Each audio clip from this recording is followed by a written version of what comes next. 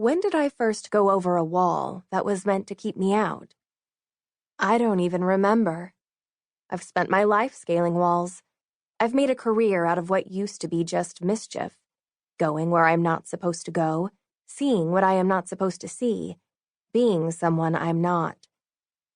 It has taken me farther from home than I'd ever imagined.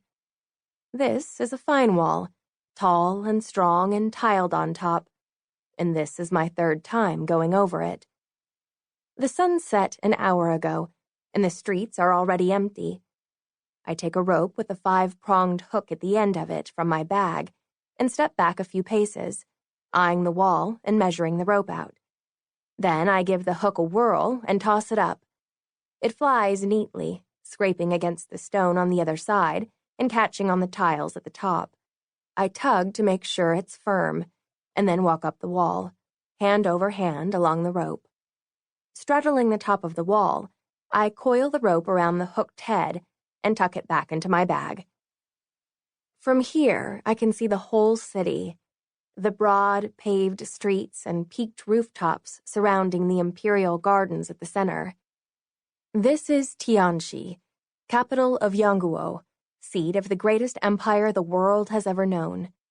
Within these walls, in the northwest of the city, lies the Shaoshu Monastery, famous for its bronze bells and long-lived monks. It is a maze of dark temples and alleys around the main hall, almost like a miniature version of the city itself. If I look east, I can see all the way to the Dongshui Triangle, the slum where my brother is hiding out with my ex-lover. I ate supper with them last night, and Win was in a poor mood. He'd had too much to drink and called me unforgiving, which seemed funny at the time. I shoulder the bag with the hook in it and slide both my legs over to the monastery side of the wall. I've thought a great deal about forgiveness and what is forgivable. Still, I've yet to tell him, I forgive you, because even though I have, he wouldn't understand. When Win talks about forgiveness, he means having me back in his bed. It means something different to me. It means everything to me.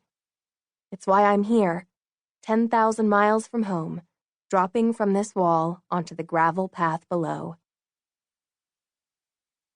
Getting here was no small matter. We crossed half the world in 2 months, by ship and by train, by horse and by camel, by riverboat and by donkey cart, and on foot. We saw wonders I never knew existed.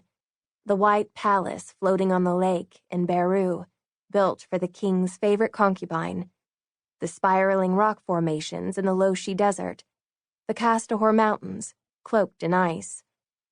One evening, a few weeks into our journey, I found my brother, Benedek, sitting on the cooling desert sand, watching the sun setting behind the Ashriki pyramids.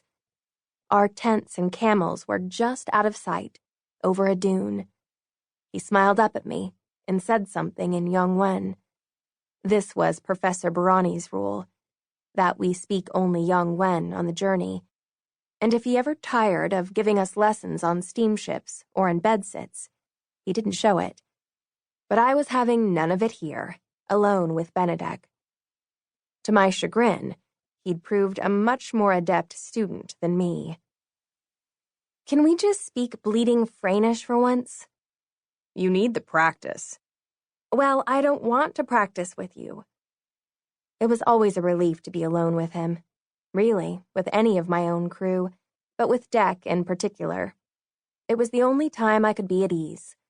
The rest of them, well, we were careful with each other, and I was conscious every moment of trying to win their trust, if not their friendship, and conscious, too, that they could never really trust me.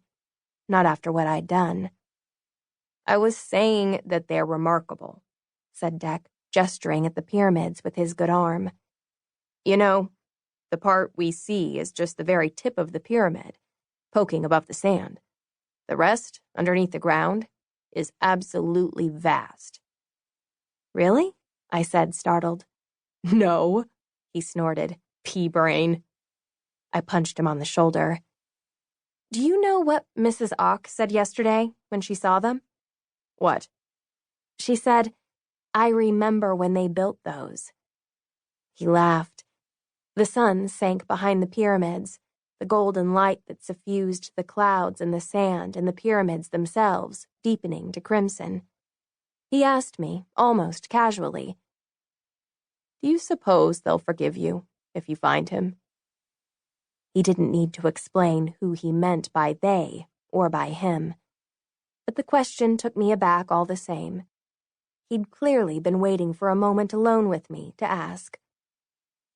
"I don't know," I said. "Will you forgive yourself?" "No." "I wish you could." "If wishes were horses," I said, shrugging it off, and he let it go. We watched the light fade in silence. The truth is that the question of forgiveness fuels my days and plagues my nights. Goodness was not something I gave much thought to until I relinquished any possible claim to it. Am I evil, as Frederick once suggested?